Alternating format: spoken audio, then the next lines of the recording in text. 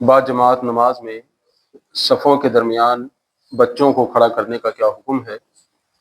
ये मसला ज़रा तसल्ली से समाअत कीजिएगा, क्योंकि इसमें बाज़ औक़ात हम इफ़रात व तफरीत का शिकार हो जाते हैं और कुछ ऐसी गलतियाँ कर जाते हैं जो हमें नहीं करनी चाहिए। सबसे पहले तो ये समझ लीजिए कि बच्चे दो किस्म के हैं। एक तो छोटे और नासमझ बच्चे हैं जिनकी उम्र 5-7 साल होती है।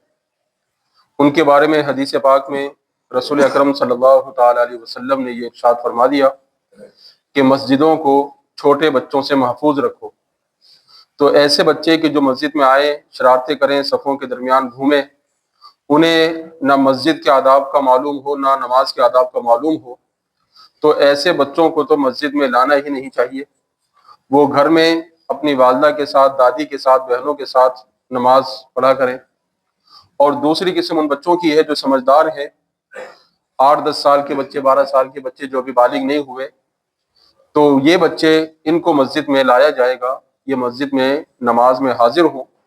और मस्जिद में जो सफ़ों की तरतीब है वो क्या है कि पहले बड़े हजरात सफ़े बनाएं, उसके बाद छोटे बच्चे पीछे सफ़े बनाएं, जो हदीस पाक में रसूल पाक अलैहिस्सलातु वस्सलाम ने बयान फरमाया है।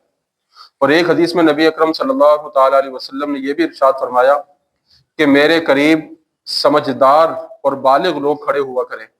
यानी इमाम के करीब जो हैं वो समझदार लोग हों, बालिग लोग हों।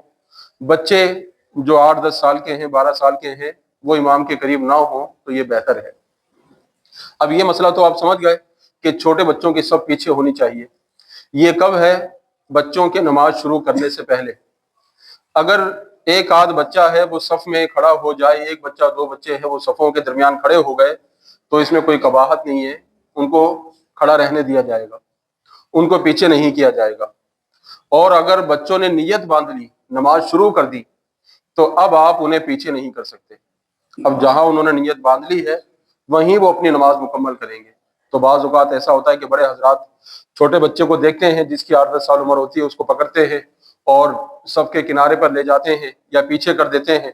इसमें एक बात जहन में रखिएगा, अगर आपके इस तरह करने से वो बच्चा नमाज की हालत में चंद कदम चला या उसका सीना किबले से फिर गया तो उसकी नमाज टूट गई।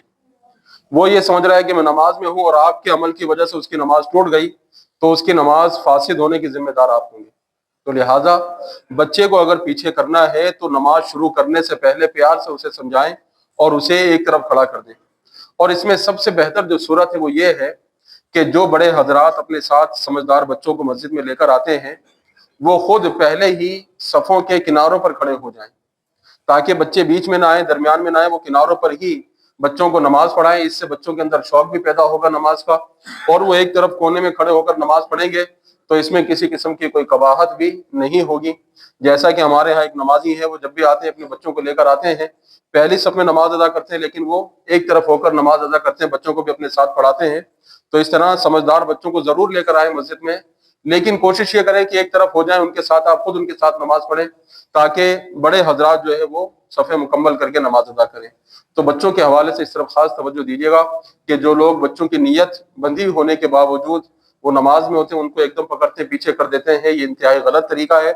बच्चों को समझाया जाए प्यार से। अगर बच्चे ज्यादा हैं उनकी सब पीछे बना दी जाए, बच्चे अगर 1-2 हैं, 3-4 हैं, तो अगर वो सफ़ों के दरमियान खड़े हो जाते हैं तो इसमें कोई कबाहत नहीं है, कोई मुज़ायका नहीं है।